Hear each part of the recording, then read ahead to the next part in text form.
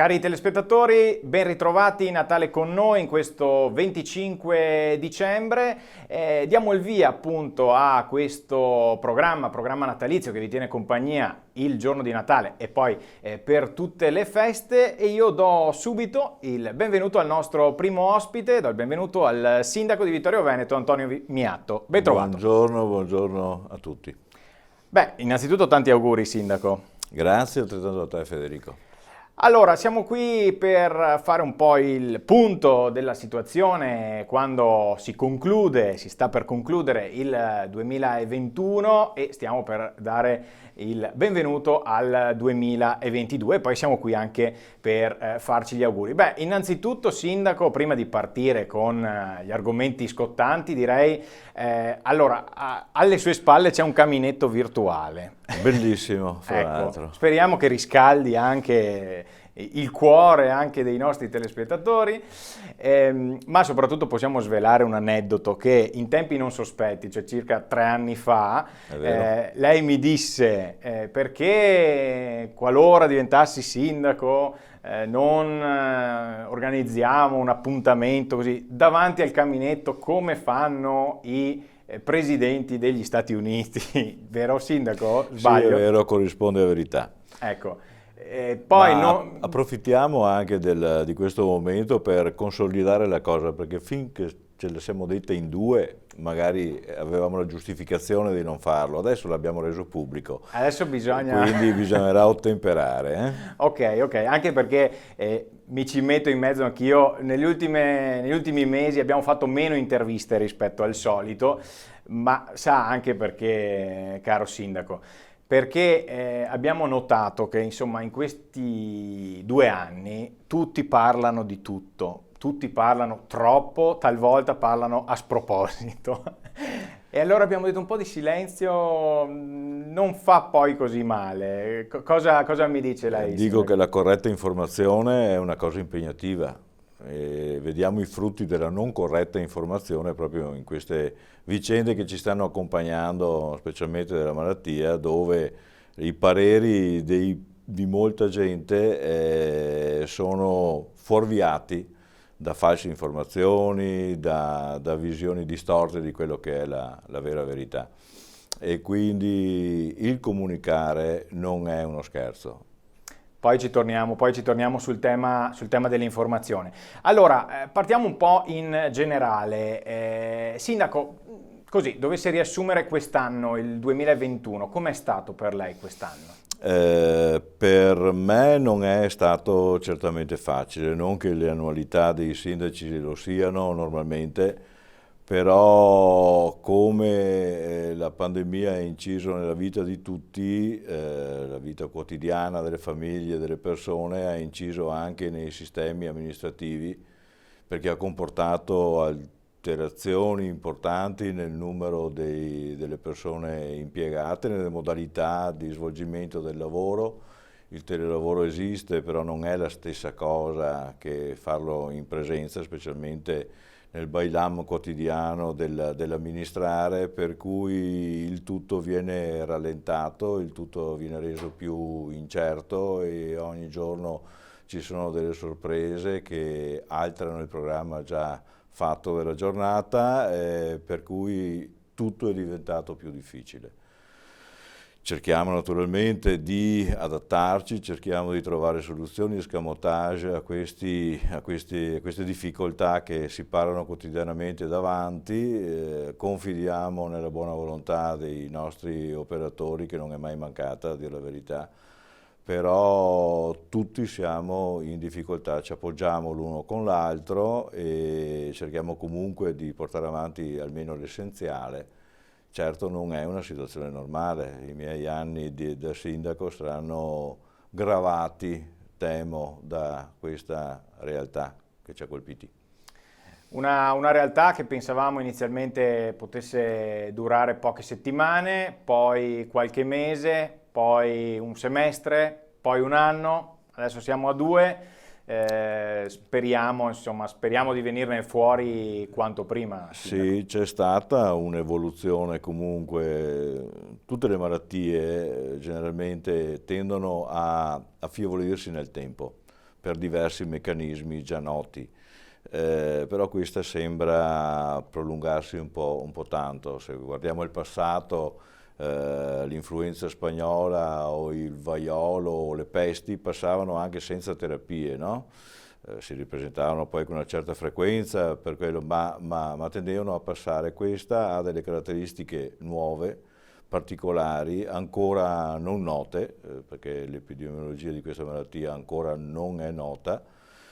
Abbiamo per fortuna trovato qualche soluzione che è data dalla possibilità di fare un distanziamento sociale che aiuta, viste le caratteristiche del virus che resiste poco nell'ambiente, e soprattutto con i vaccini che, ancorché non certissimi nella loro utilità e funzionalità, ma hanno fatto cambiare molto. Cerchiamo di ricordarci che poco più di un anno fa i nonni poverini morivano da soli nelle case di ricovero, oggi sono tutti vaccinati, c'è un qualche raro caso all'interno delle case di ricovero di positività, ma che però tende a risolversi, e quindi passi in avanti ne abbiamo fatti. Io confido che passando il tempo la cosa vada affievolendosi e se non scompare che perlomeno resti come una realtà tipo influenza, dove ciascuno pensa per sé con un po' di vaccino o con un po' di prudenza, e che non porti più i lutti che portò, non dimentichiamocelo, era poco tempo fa. Sì, certo, certo. A questo proposito, Sindaco, lei ha fatto più volte degli appelli di responsabilità ai suoi concittadini. Che tipo di risposte ha ottenuto?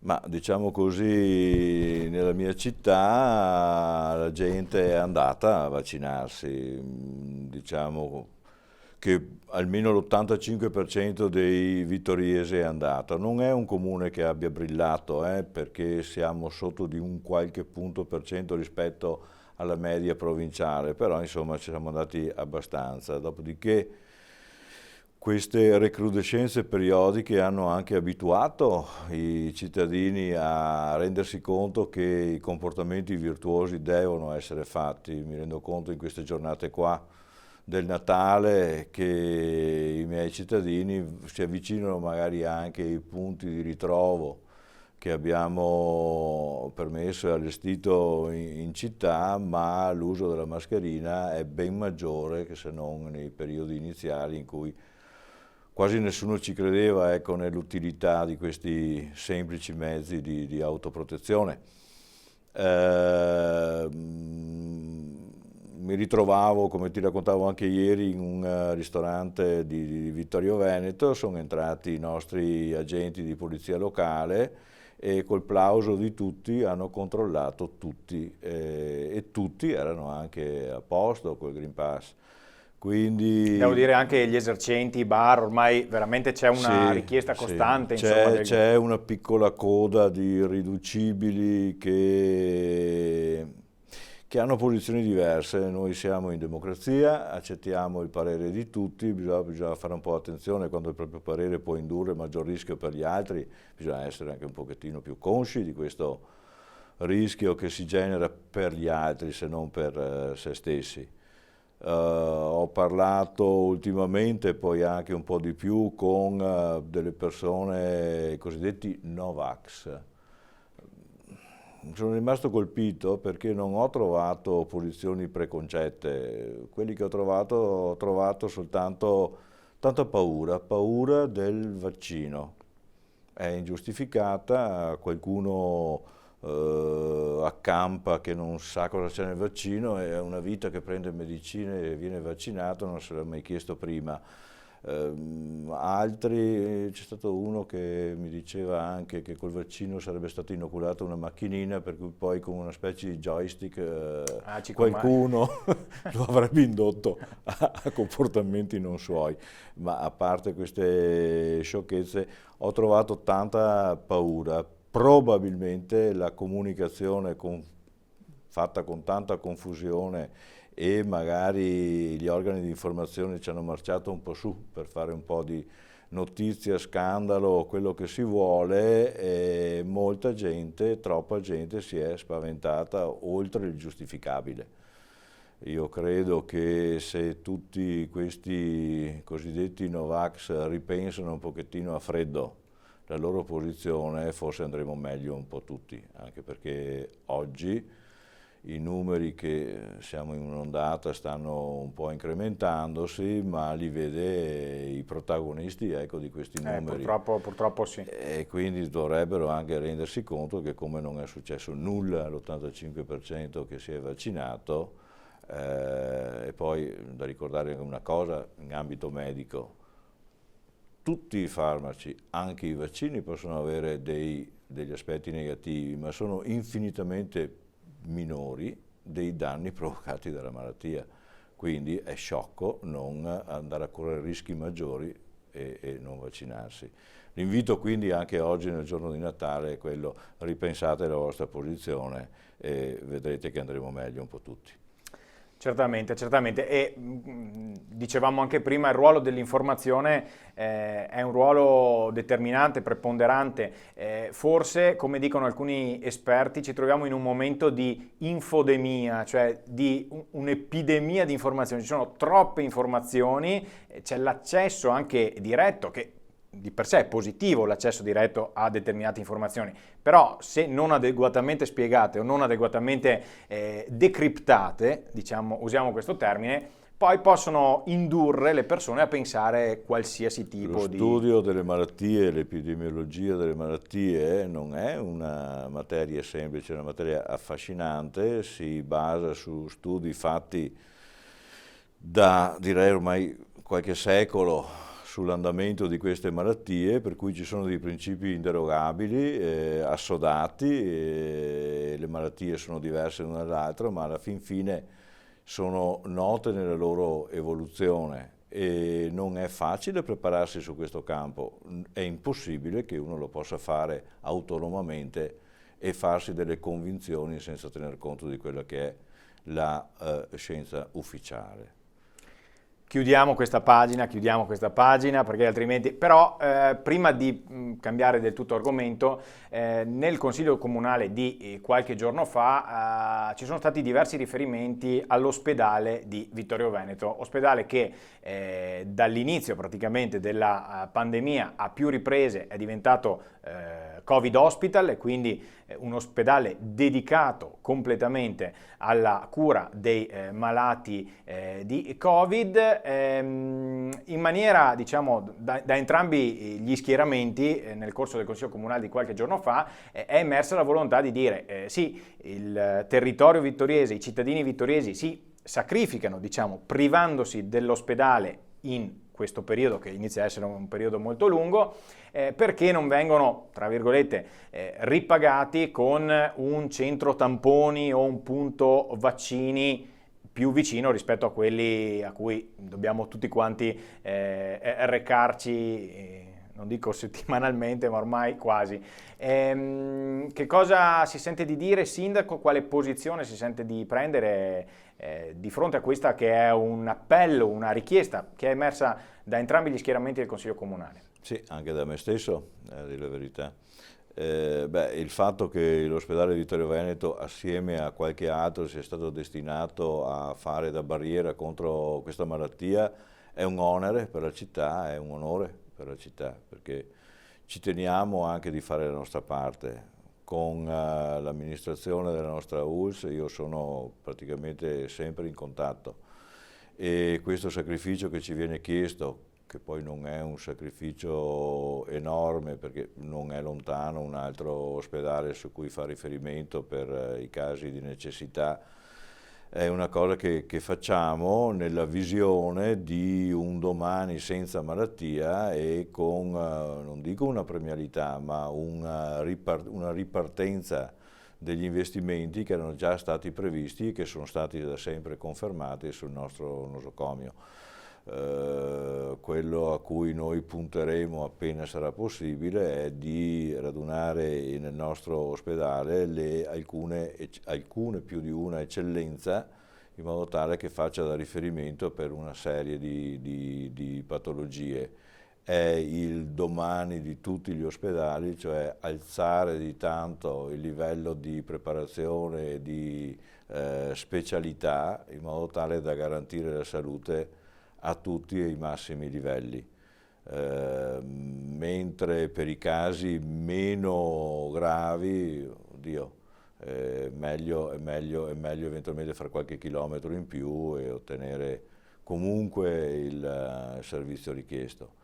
È una politica generale che in tutta Italia si sta facendo, meglio che in altri posti in Veneto, dove non possiamo certamente lamentarci, al di là di certe difficoltà che si stanno appalesando in questi anni e che sono frutto di errori programmatori di molti anni fa, quando si decise di limitare il numero degli accessi a medicina e degli accessi alle scuole di specialità, per cui oggi è drammatico il calo del numero di medici disponibili.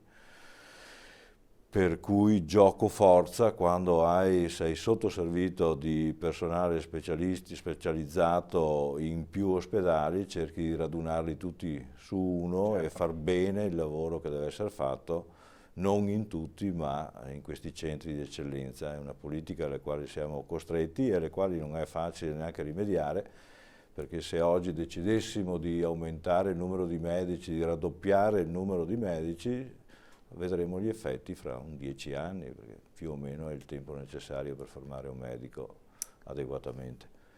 Certo. Allora, voltiamo pagina. Abbiamo detto che insomma, questo appuntamento, come di consueto, così vuole tracciare un po' il bilancio non economico, perché il bilancio economico, insomma, anche l'altra sera in Consiglio Comunale, sì, per diverse ore, insomma, ci ha visto così attenti, ma un bilancio di quella che è stata l'attività anche amministrativa del 2021. Fermo restando che la pandemia, insomma, ha fatto da padrone. Ha fatto da padrone e continuerà a farlo per un bel po', temiamo. Qual è l'attività, l'iniziativa o l'opera che è felice di aver portato a compimento nel corso dell'anno che si sta per concludere? La cosa che più ci dà soddisfazione è l'attività dei nostri uffici del sociale, della formazione della gioventù, perché ho visto trattare bene, che meglio non si sarebbe umanamente potuto, la nostra cittadinanza, con forme di sostegno che ci sono state anche permesse da appositi finanziamenti statali, e l'impegno indefesso dei nostri uffici nel portare a compimento quest'opera. Abbiamo distribuito dall'inizio, dai servizi base, quando c'era stata la chiusura completa, il cosiddetto lockdown, a tutti coloro che ne avevano bisogno. Abbiamo distribuito addirittura pasti caldi all'inizio e poi è scemata quella necessità, ma abbiamo appoggiato le associazioni, abbiamo appoggiato i singoli cittadini, abbiamo appoggiato le attività produttive, abbiamo facilitato l'accesso al credito, abbiamo fatto veramente un sacco di attività. Nel contempo abbiamo cercato anche di lavorare sull'anima della gente, impegnandoci molto sul campo culturale. Infatti abbiamo rieditato il nostro concorso di violino rendendolo internazionale, abbiamo mantenuto il corale nonostante le difficoltà che la pandemia ha inciso soprattutto sui cori, con tante mostre, con tanti momenti musicali, con tanti momenti di tentativi di normalizzare la vita della gente, e questo mi ha dato tanta soddisfazione. Ecco. Dopodiché il resto dell'attività è stata soprattutto incentrata nella programmazione. In un periodo in cui il turismo è praticamente quasi scomparso, non abbiamo perso tempo e abbiamo lavorato sui fondamentali, cioè sulle regolamentazioni di questo capitolo, in modo tale che il giorno che potremo ripartire potremo farlo in modo più efficace, più efficiente. ci siamo impegnati molto nel generare progetti anche importanti, stiamo anche adesso lavorando nella mia Ceneda, posso dire così? Sì, certo, certo. Con progetti importanti, ripeto, che riguardano la piazza, la biblioteca, la circolazione viaria per quel che si potrà, perché abbiamo fatto delle prove, abbiamo chiamato in nostro aiuto esperti che stanno anche adesso lavorando e spero i primissimi mesi, il primissimo scorcio del 2022 vedere i frutti di questo lavoro in modo tale da provare a far rivivere, dare una maggior vitalità a quella quota di città che oggi è forse più in sofferenza. Abbiamo pensato molte cose, abbiamo in cassetto dei progetti per i quali speriamo, in parte anche già finanziati, e nel 2022 ci concentreremo nella realizzazione, perché ormai ne abbiamo tanti nel cassetto e quindi ci proponiamo proprio nel 2022 di metterli anche a frutto questi progetti e portarli a compimento. Ci sono delle altre cose che sono in arrivo, ritardate di mesi in mese, non per colpa nostra, ma siamo in attesa di poter concludere l'acquisizione dei beni lasciati dai militari in città, quelli che ci daranno poi molto da fare per essere messi a frutto. Insomma, mi pare che carne al fuoco ce ne sia. Ce n'è che sembrerebbe troppa, è che è compressa, nel senso che è in attesa di partire. Confidiamo anche nel PNRR, perché con i prossimi progetti che stiamo producendo avremo bisogno di ulteriori energie. Quello che è già a buon punto e pronto a partire è già finanziato. Quindi, volendo riassumere, allora, del 2021 salviamo, invece di buttare dalla torre, salviamo il sociale, quindi ottima, diciamo, prestazione da parte degli uffici, dei dipendenti, del comune, di tutta la struttura ovviamente, e poi tanta programmazione in divenire, sperando che... Vorrei aggiungere anche un'attività alla quale ci siamo impegnati molto, è quella del decoro della città. I nostri uffici, il mio assessore hanno lavorato moltissimo, già i frutti li abbiamo visti, continueranno a migliorare perché sono qualche impalcatura che viene tolta. Ma quello è stato più facile di quello che si immaginava, perché adesso siamo in carenza di impalcature. Ah, quindi, vero, quindi 110. Quello ci ha aiutato, no? Il 90% sul rifacimento delle facciate, il 110 hanno creato un maggior numero di cantieri e quindi è stato facile ottenere. Però nel senso che basta poco per abbellire, adesso a parte le battute, basta veramente poco talvolta per rendere una città anche più accogliente, più appetibile anche al turista, e torniamo al discorso del turismo. Sì.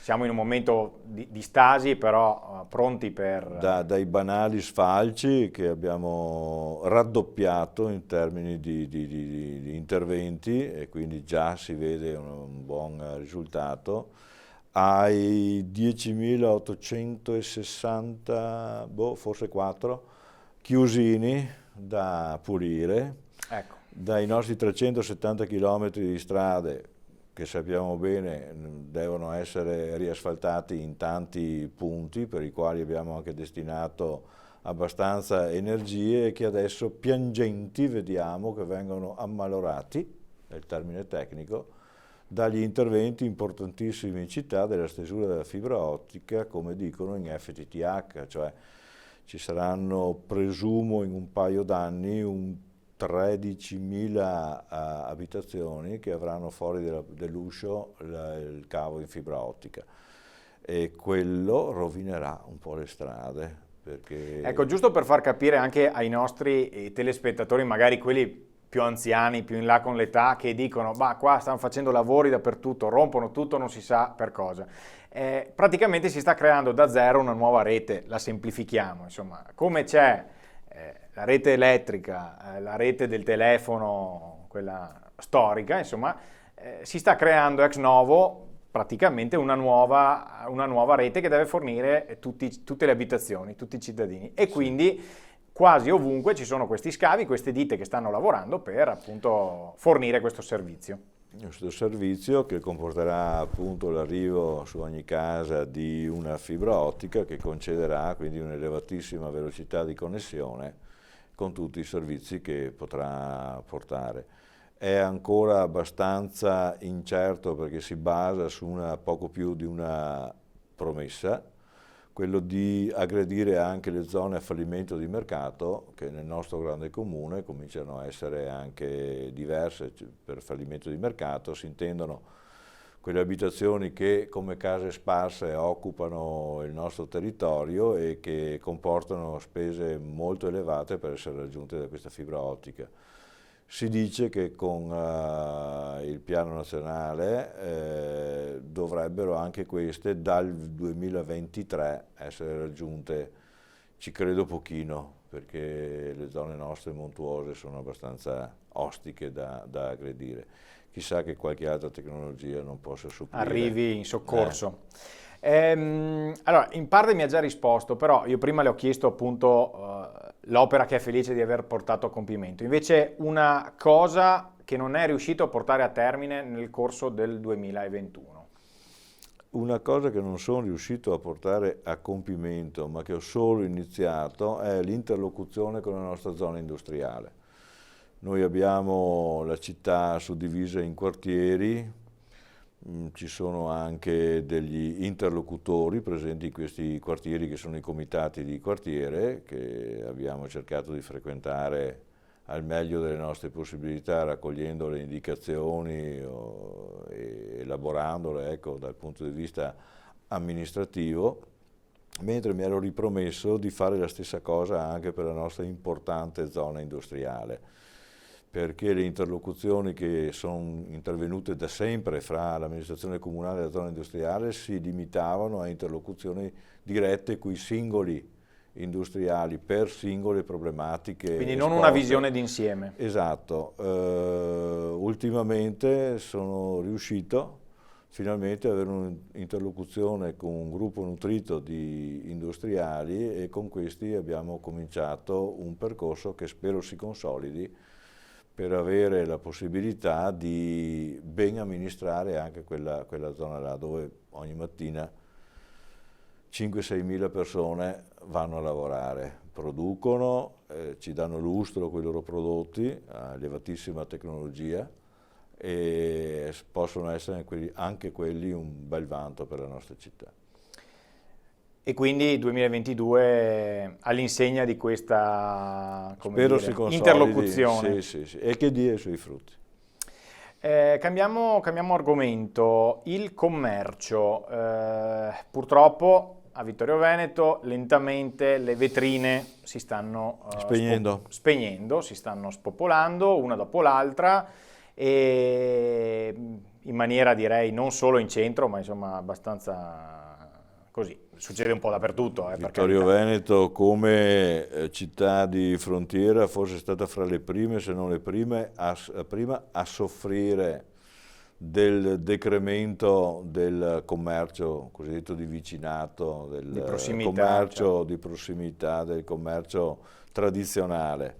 A incidere sono state nuove forme di commercio, quelle centrate sui centri commerciali, su supermercati molto dotati, molto grandi, molto numerosi, sull'avvento di Amazon e le forme di acquisizione, si fa la spesa su Amazon ormai, no?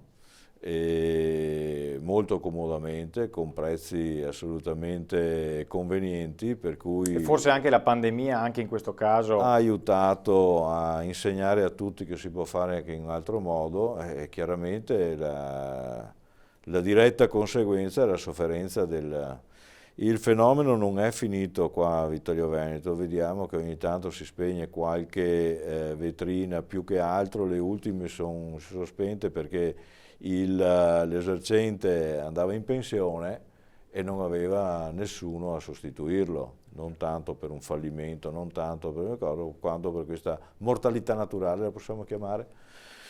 Il fenomeno che a Vittorio Veneto è rallentato e ormai ha trovato una qualche forma di equilibrio, se così si può dire, si sta evidenziando anche nelle città più grosse. Conegliano adesso è nel pieno di questo problema, i primi segni avvengono anche, li vediamo anche a Treviso, in centri più dotati commercialmente, è un fenomeno ormai si può dire generalizzato.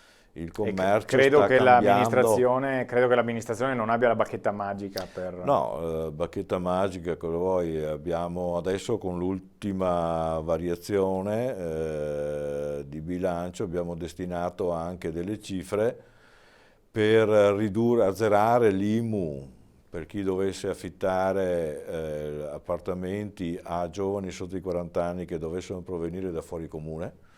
È un tentativo di cannibalizzazione sui comuni contermini, perché non è che si crei nuovi cittadini, ma li invogliamo a spostarsi su Vittorio Veneto.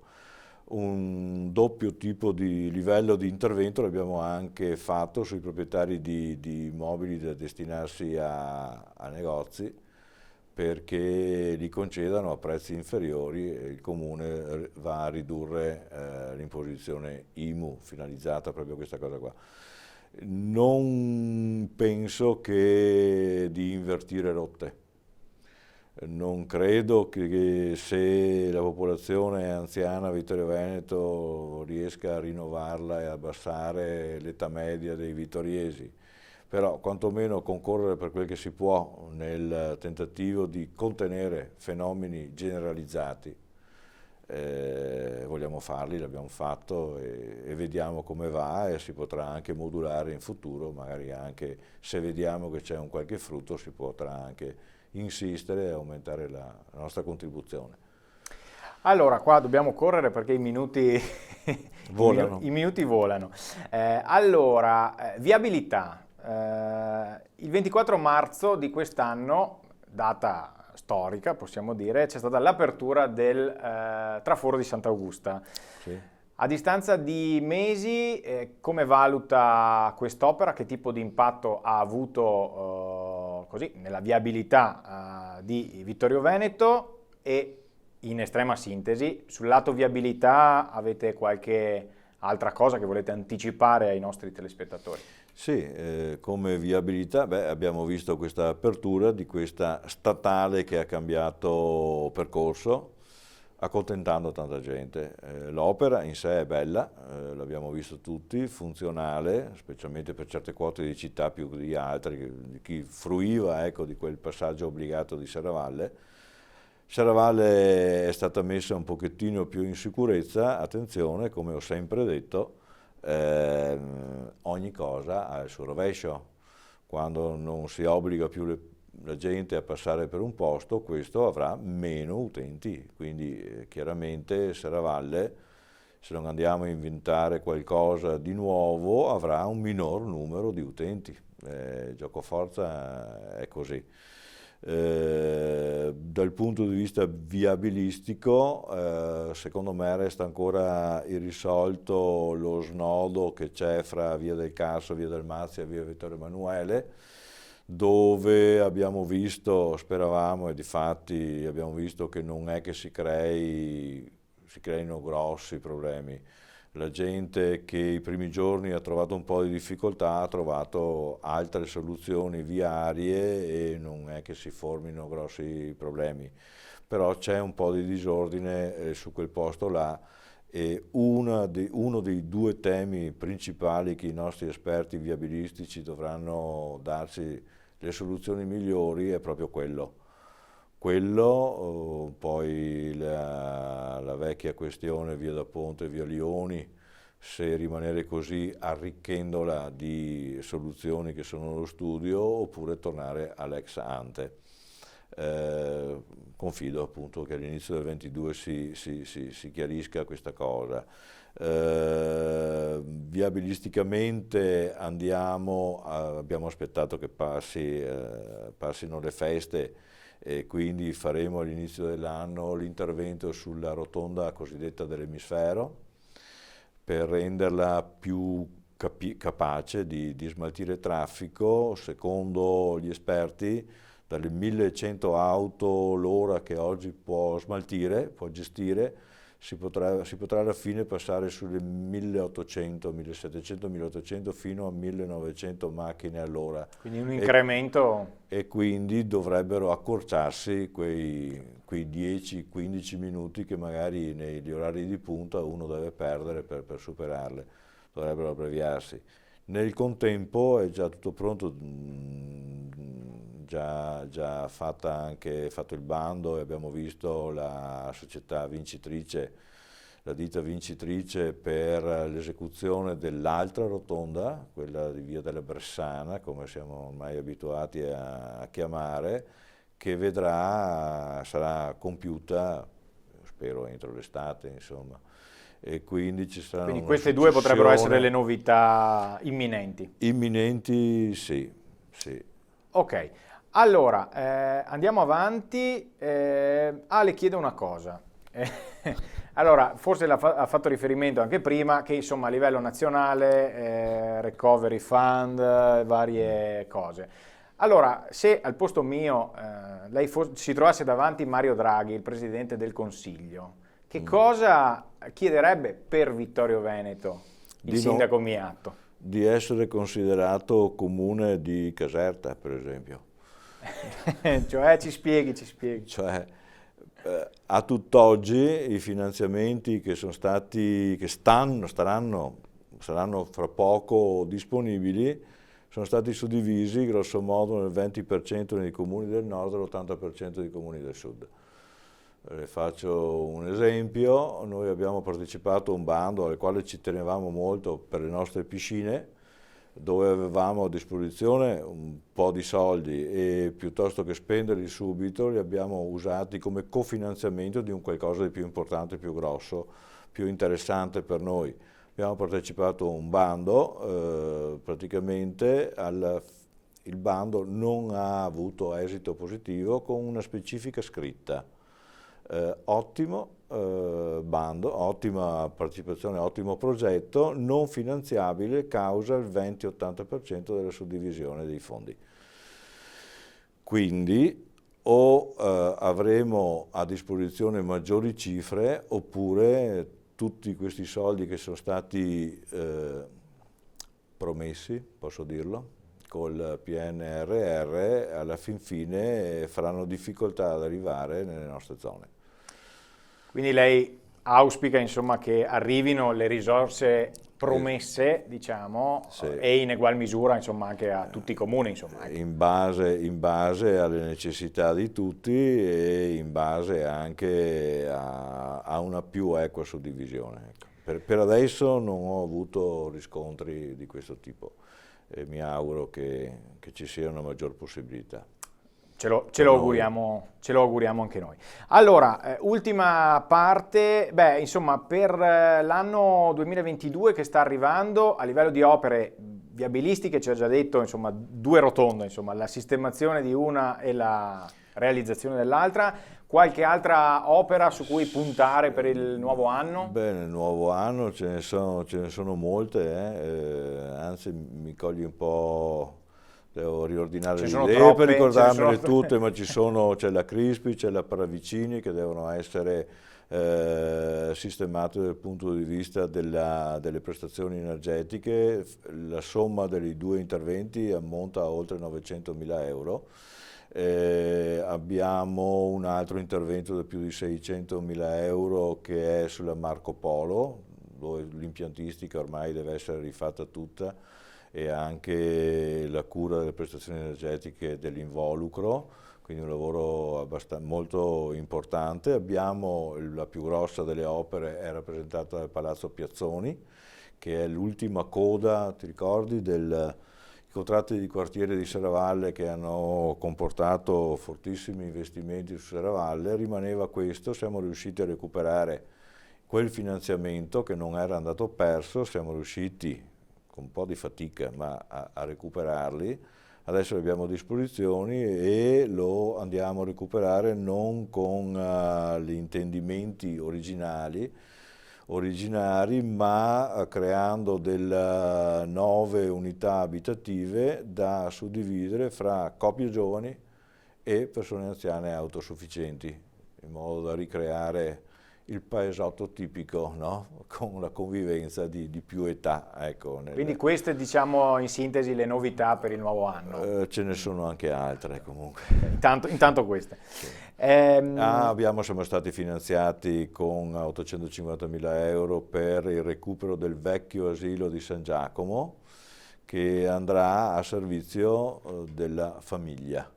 Okay. Quindi chi è dentro continuerà a rimanere dentro perché fa parte dello stesso tema, no? E quindi non è che si spostino, ma si risana un edificio che ha la sua età e ha bisogno di essere rimesso a posto. C'è poi l'asilo in uso adesso di via San Fermo, la famosa questione della stabilità da garantire a quell'edificio. Insomma, ce n'è anche altri in questo momento. No? Lavoro ce n'è. Sì. Le chiedo delle risposte flash adesso. Lei è sindaco da 2 anni e mezzo. Sì. La pandemia la lasciamo da parte, siamo a metà mandato praticamente. Se dovesse dare un voto a questa sua esperienza di governo della città, che voto dà? Se è per la qualità della mia vita direi 0 più, se è per il riscontro che ho avuto della mia amministrazione, dei dipendenti del comune, darei un bel 8, nel senso che mi danno soddisfazione, danno risposte e quindi quel po' che si riesce a fare appunto posti nella situazione in cui siamo dà soddisfazione, si sa che la macchina c'è.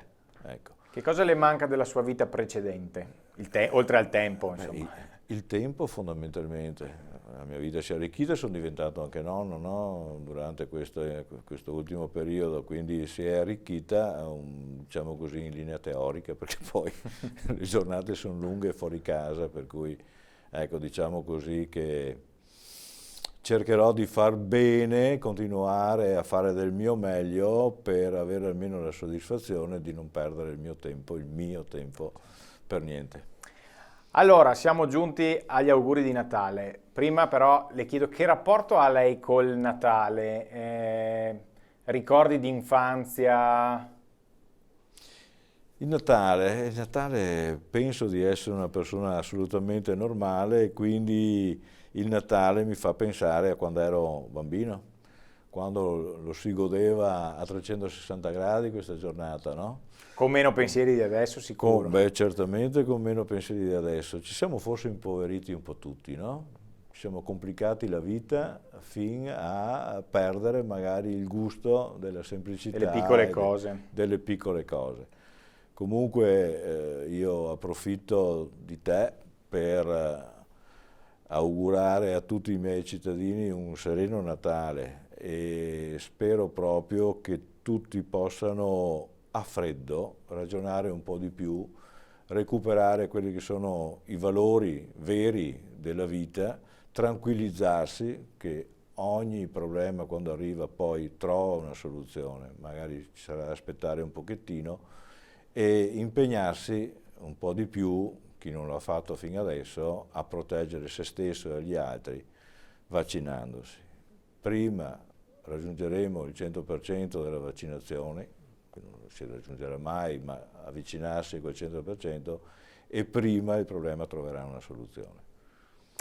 Sindaco, io la ringrazio per essere stato con noi in questa giornata particolare. Abbiamo deciso di andare in onda proprio nel giorno di Natale, un po' per far compagnia anche ai nostri telespettatori, una delle problematiche di questo periodo molto strano è anche la solitudine, ne riparleremo ancora nel corso di questo pomeriggio, anche magari per le persone più anziane, così per chi a causa di questa pandemia ha perso anche qualche persona cara, è giusto ricordarlo, ma insomma questa nostra chiacchierata, questa nostra intervista di fine anno andrà in onda anche nei prossimi giorni, così che i vittoriesi possano così sperare insieme a lei in un 2022 più sereno e propizio, insomma, ecco. Ecco, e poi io e te abbiamo fatto anche una promessa, no? Del caminetto. Del caminetto. Però vero stavolta. Attenzione, perché adesso con il PM10 c'è non stata una regolamentazione anche per le fiamme libere. Caspita. Vabbè, Giusto? ci penseremo. Intanto, Sindaco, io la ringrazio per essere stato Grazie qui a voi. con noi in studio. Natale con noi continua, adesso una breve pausa, una piccola interruzione. Ci ritroviamo più tardi con altri ospiti.